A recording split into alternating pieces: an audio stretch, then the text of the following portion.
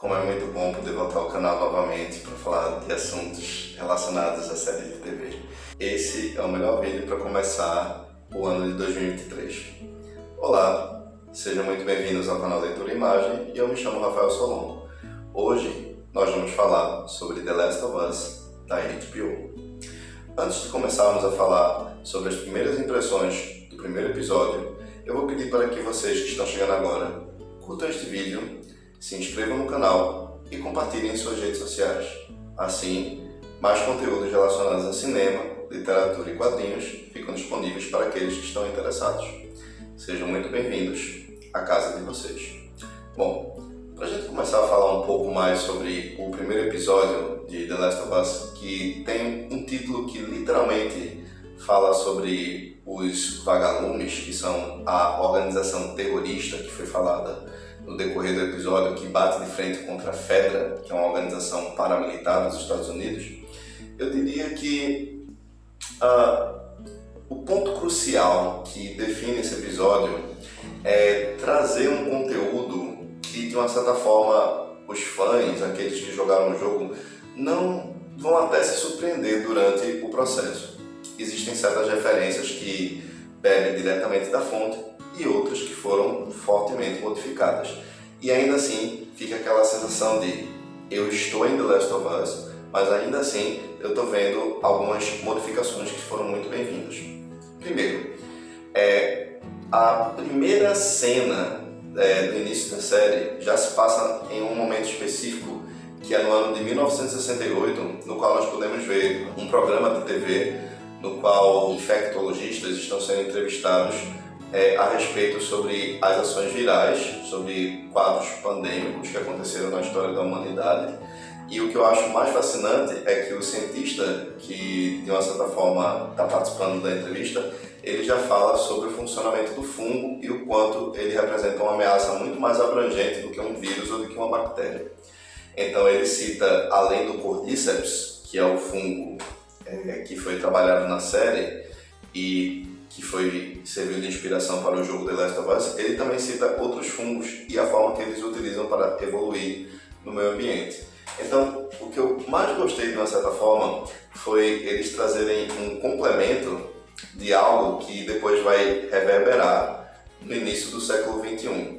E é nesse ponto que nós temos a primeira, é nesse ponto de transição entre essa entrevista com esse grupo de cientistas que aconteceu no ano de 1968 e nós temos um salto no tempo para o ano 2003, que nós podemos ter um vislumbre de como vai ser a abertura da série do The Last of Us.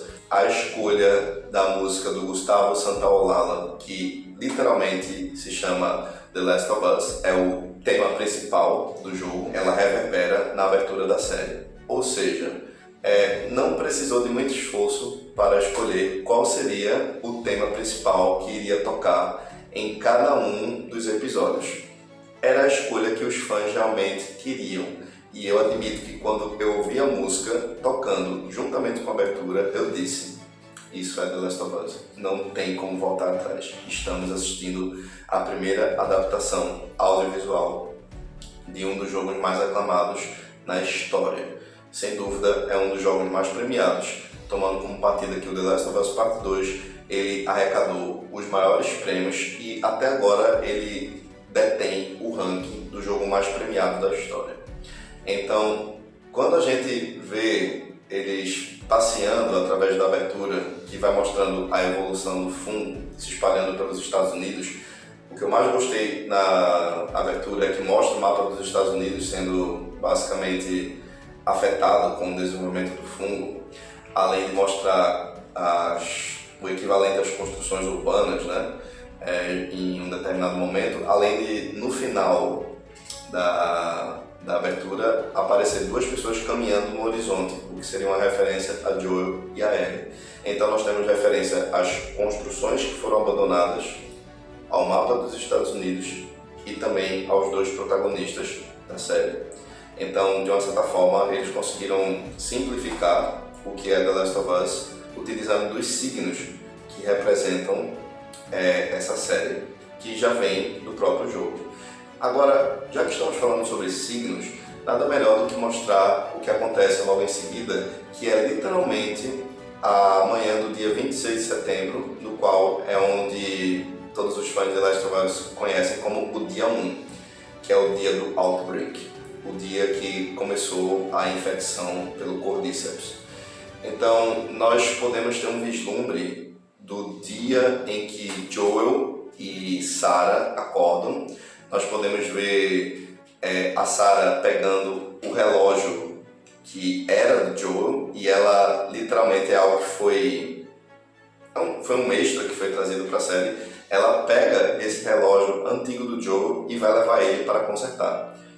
Temos aí um signo muito importante, que é o relógio, pois o relógio ele é um ponto de partida que serve como ligação do relacionamento entre esse pai, que ficou muito traumatizado diante dos eventos que aconteceram com a morte de sua filha Sarah. E esse é o ponto crucial que demarca uma característica muito predominante da personalidade do Joel, esse instinto paterno que ele tem, super protetor, e ele termina, de uma certa forma, perdendo isso já nos primeiros minutos, tanto do jogo como da série.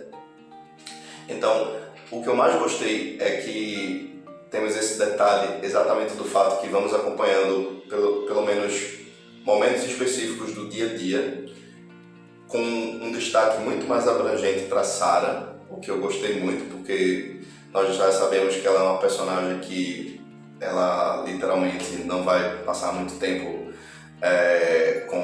conosco. Então é muito legal ver ela indo para a escola.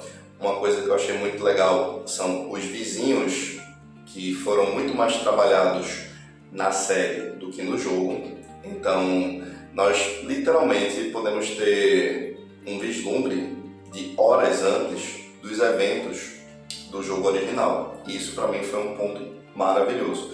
Lembrando que o relógio no jogo, ele de uma certa forma é um presente que a Sarah entrega para o pai. Eles fizeram uma modificação de dizer que era um relógio velho, que ela consertou, e isso serviu como presente para o Joel. Então foi uma modificação muito bem-vinda. E eu adorei ser surpreendido, porque quando nós começamos a jogar The Last of Us, a primeira personagem que controlamos é a Sarah, e os eventos acontecem dentro da casa do Joel. Só que o que é curioso é que a série decidiu fazer algo muito diferente. O primeiro contato que ela tem com o infectado pelo Cordyceps está relacionado à vizinha, a senhora que foi infectada quando ela foi para o hospital e entrou em contato com o Cordyceps. E ela repassou o fungo para o casal de idosos, né, que convive com ela. Então eu gostei muito de ter esse vislumbre da família, dos vizinhos do Joel e da Sarah, que foram o primeiro contato que eles têm com os infectados nessa série. Outro detalhe que chamou muito minha atenção é o visual com relação ao fungo, porque quando nós vamos jogar o jogo The Last of Us, eles têm um aspecto muito mais que lembra os zumbis, que a gente já está acostumado com os filmes do Jorge Romero, e também com outros exemplos como Madrugada dos Mortos, Guerra Mundial Z, dentre outros. Só que nesse ponto nós podemos perceber que o fungo ele também está consolidado dentro da boca daquelas pessoas que foram infectadas pelo Cordyceps. É um detalhe que no jogo não existe, e eles trouxeram para a série e ficou muito mais destacado, mostrando que a infecção ela se propaga porque o fungo já está na boca dos infectados. Eu realmente gostei desse acréscimo e ficou de uma certa forma muito mais detalhado de como é a propagação do Cordyceps de um corpo para outro. Então nós podemos ver que os eventos que se sucedem do dia do Outbreak, eles acontecem de uma forma muito diferenciada do que a gente viu no jogo. E ainda assim, eu diria que é um acréscimo muito, muito bom. Outro ponto que eu acho muito crucial nesse episódio é também mostrar que certos eventos, como o acidente de carro que eles têm quando estão tentando fugir, acontece de uma forma diferente. Eles literalmente colocam a queda de um avião como algo que desencadeou o acidente de carro deles. Então temos modificações muito diferentes que os fãs, aqueles que jogaram o jogo, vão perceber de cara, e temos de uma certa forma a essência da história sendo contada. E isso eu tô achando maravilhoso, porque eu não preciso jogar o jogo novamente para sentir que eu estou fazendo as mesmas coisas que eu fiz controlando aqueles personagens. Eles estão tomando decisões diferentes daquelas que a gente viu no jogo e estão seguindo a narrativa principal. Então, outra coisa que também podemos ver nos detalhes é que o Tommy, no jogo, ele está portando um revólver, enquanto que na série ele está portando um rifle. Tem certas mudanças que foram realmente feitas, e eu diria que elas são muito mais positivas do que negativas, quando a gente vai analisar um saldo geral. Eu diria que o que mais me fascinou na série em si é saber que tanto o Neil Druckmann, que é um dos roteiristas e co-criadores do universo de The Last of Us, ele assina o roteiro ao lado do Craig Mazin, que é o roteirista da série Chernobyl, que foi uma das minisséries mais aclamadas. Então é muito bom ver duas mentes pensantes trabalhando arduamente na construção desse roteiro, e podemos ver o quanto a assinatura do Craig Mazin como diretor está muito forte na série. Eu estou muito curioso também para ver o que é que o Neil Druckmann vai trazer de novo nos episódios que ele vai ser o diretor. Então vamos aguardar para saber. Quando nós podemos associar os eventos do dia 1 do Outbreak e também fazer essa relação de certas coisas que são bastante similares e outras nem tanto, eu diria que a essência do material original foi muito respeitada. Nós podemos perceber isso quando acontece a cena da morte da Sarah, que para mim foi o destaque primordial desse episódio, assim como o conteúdo extra que nós não encontramos no jogo. Como já foi citado anteriormente, a entrevista dos cientistas no talk show, já no início, para mim, é uma das melhores cenas para introduzir o que é The Last of Us, que é literalmente um mundo que foi devastado por uma pandemia de um fungo. E isso fica muito nítido através do discurso que o cientista traz já nos primeiros minutos da série. Então nós já sabemos sobre o que é que a série se trata. Além disso, também é um pano de fundo para contar sobre histórias muito humanas e tragédias que se sucedem na vida das pessoas. Então esse, para mim, é aquilo que tornou esse primeiro episódio algo memorável de ser assistido. Então, a cena em que acontece a morte da Sarah, em certos pontos, a forma que ela foi filmada lembram muito a direção do Neil Druckmann. Então, o Craig Mazin, ele literalmente entregou um fanservice muito bem feito nessa cena específica. E a atuação do Pedro Pascal não deixa a desejar. Ele, de fato, ele consegue trazer o que o Troy Baker já tinha feito anteriormente nos jogos e de uma forma muito exemplar. Agora, após os momentos da morte da filha do Joe, os fatos acontecem exatamente como é descrito no jogo. Nós temos um salto temporal de 20 anos e o ano de 2023 é onde está acontecendo os eventos da série. Lembrando que eles fizeram essa diferença com relação ao timing, porque no jogo a pandemia acontece em 26 de setembro de 2013, que foi o ano que o jogo The Last of Us foi lançado. Então aqui eles fazem uma coisa diferente para tornar a adaptação muito mais palpável. Eles decidiram que a pandemia do Cordyceps iria acontecer em 2003 e passando 20 anos, a história principal iria acontecer em 2023, enquanto que no jogo original os eventos acontecem no ano de 2013 e 20 anos depois, no ano de 2033. Essa foi uma mudança que, de uma certa forma, pode até ter um impacto, especialmente numa música específica que os fãs conhecem, que é Future Days, do Pearl Jam, que foi tocada pela primeira vez em 2013, e ela vai ter uma repercussão muito forte no The Last of Us Parte 2. Então, provavelmente, eles vão substituir a música Future Days, do Pearl Jam, por outra música, quando forem adaptar o Parte 2 da série. Então, vamos lá. A partir desse momento, a série ela traz uma coisa que eu acho fascinante, que é mostrar como é que a Fedra lida com a questão dos infectados, mostrando uma criança que estava vagando pelo cenário pós-apocalíptico e como ela lida com a questão da infecção, mostrando que eles utilizam o aparelho para checar a temperatura corporal e saber se a pessoa está infectada ou não pelo Cordyceps. Então isso já é mostrado nos primeiros momentos em que temos um salto no tempo na série. Nesse ponto, o que eu acho fascinante é ver que certos elementos, como o próprio soro que eles utilizam para causar a morte das pessoas que foram infectadas, isso é algo que acontece nos jogos também. Então eles decidiram utilizar uma outra linguagem para explicar como é que eles lidam com os infectados, que é diferente do primeiro contato que nós temos no jogo, quando o Joel vê uma pessoa sendo morta pelo soro aplicado pela Fedra. Então aí temos outra diferença que foi muito bem-vinda.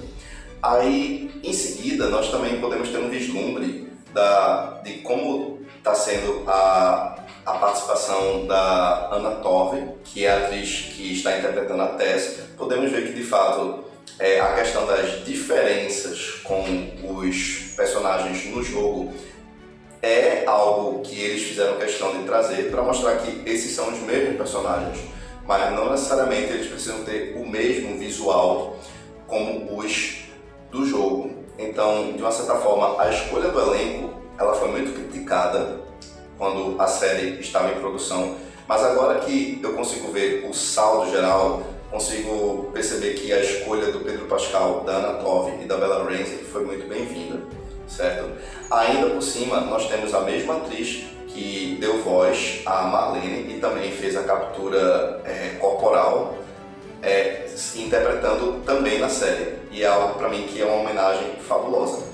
Lembrando que também vamos ter a presença da Ashley Johnson, que é a Ellie nos jogos, interpretando a mãe da Ellie, e o Troy Baker, que também vai ser um dos líderes da gangue do David, que nós vemos no jogo também. É muito bom ver os dois protagonistas dos jogos também fazendo uma participação especial na série. Estou muito empolgado para ver isso. Então, outra coisa que chamou muito minha atenção já nesses primeiros momentos que estamos na cidade de Boston, e podemos ver o quão Joel é um homem quebrado, assim como é muito detalhado no jogo. O Pedro Pascal ele consegue passar essa sensação de uma forma brilhante, já nos primeiros momentos em que ele está lidando com esse pós-apocalipse do Cordyceps.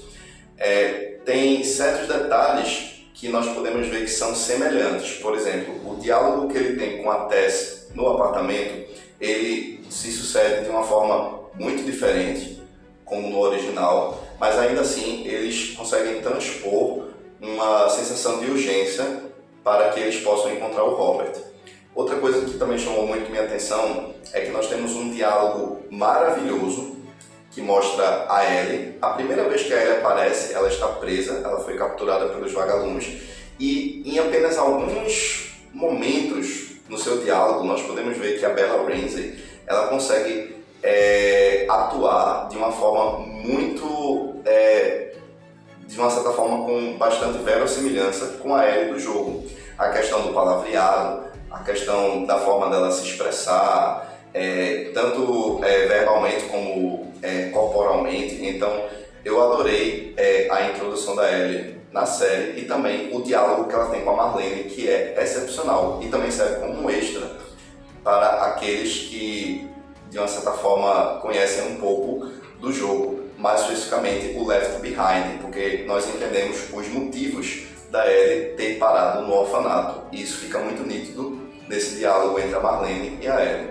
Logo em seguida nós podemos ver que o Joel e a Tess eles decidem ir atrás de uma bateria, que foi algo que o Robert tinha e eles precisavam para conseguir ligar um caminhão e ir encontrar o Tommy. Aqui nós podemos ver algumas diferenças entre o jogo e a série. No jogo, Joel e Tess, eles estão querendo encontrar as armas que foram roubadas pelo Robert, porque eles são contrabandistas nesse mundo pós-apocalíptico. É o trabalho deles. E eles estão querendo esse material de volta. Na série, existe uma diferença que foi muito... que eu diria que foi um acréscimo. Eles precisam da bateria para ligar um veículo que eles possam utilizar para encontrar com o Tommy. Lembrando que no jogo, Joel e Tommy se afastaram por questões pessoais e eles não mantiveram mais contato um com o outro. parece que na série vai acontecer uma coisa diferente.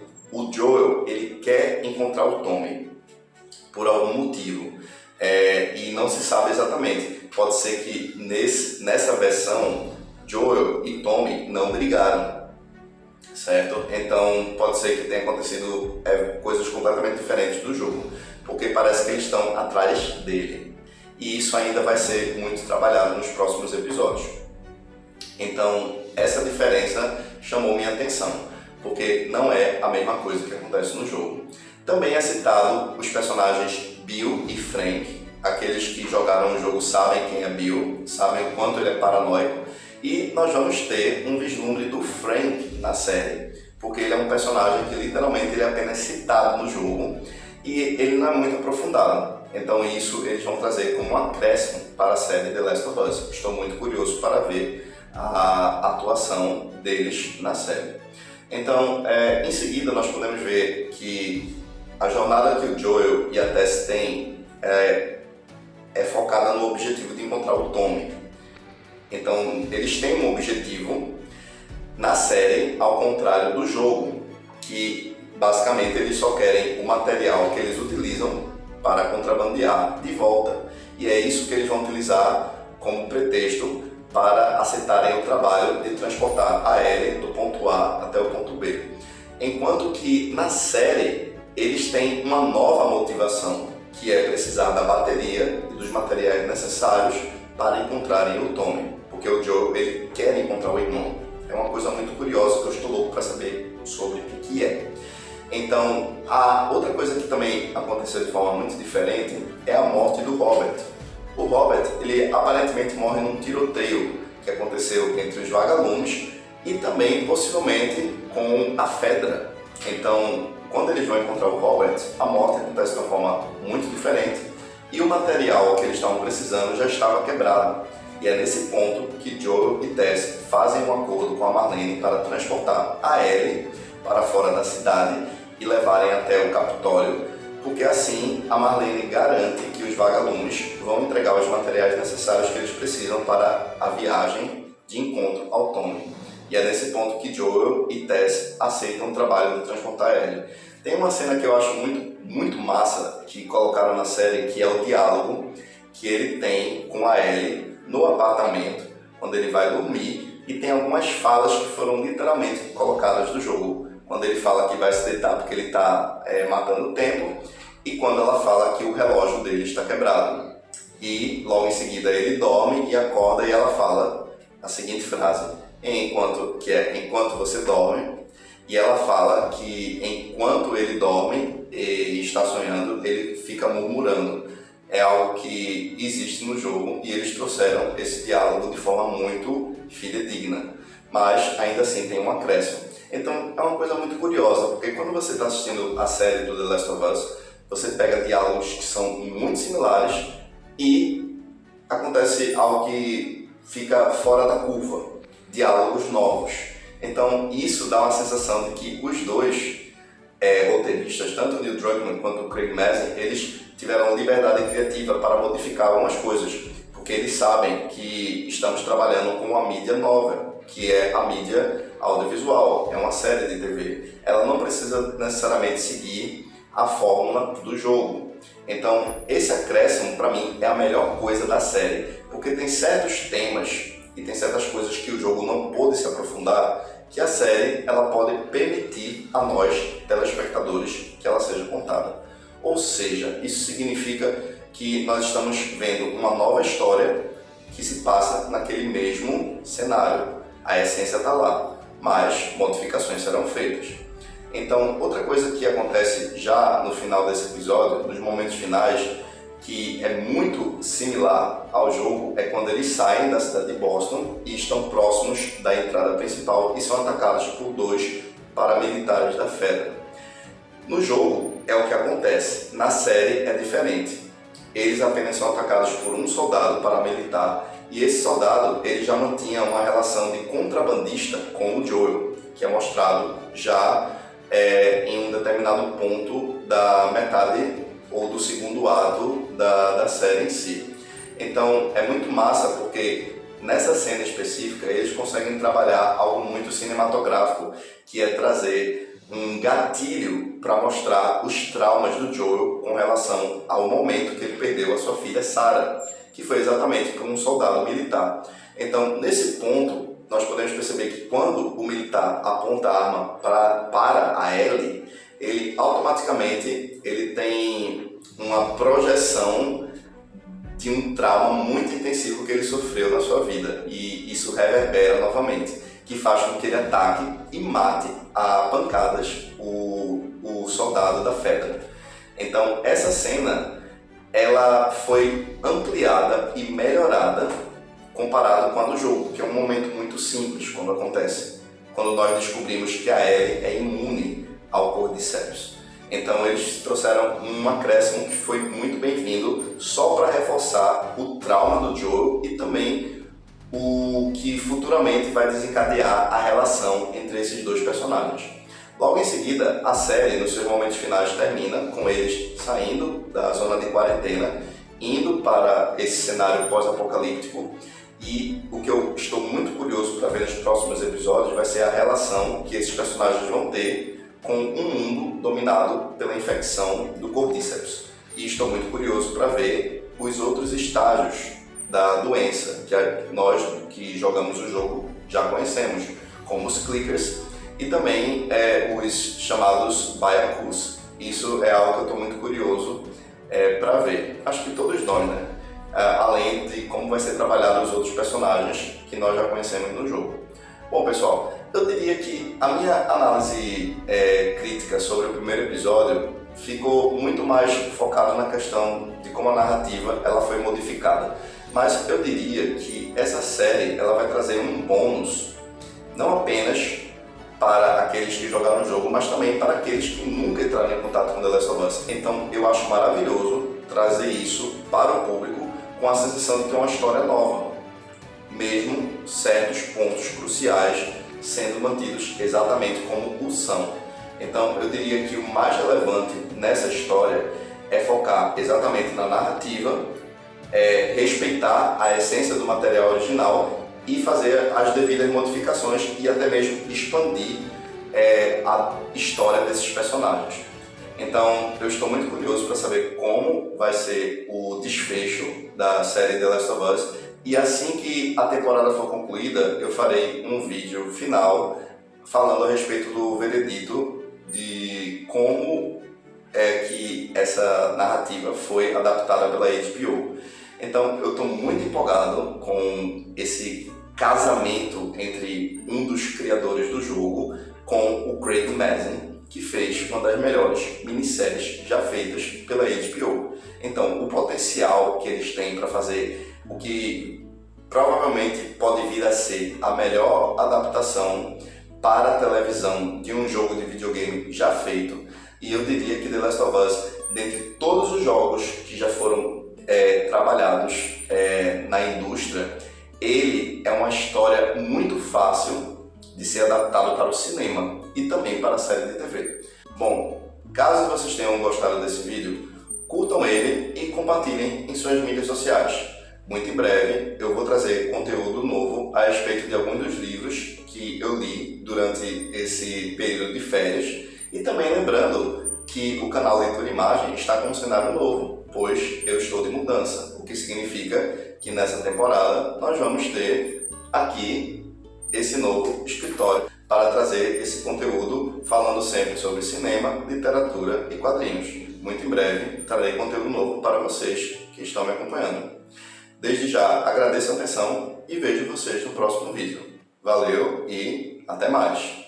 E não se esqueçam, quando estiverem perdidos na escuridão, procurem a luz.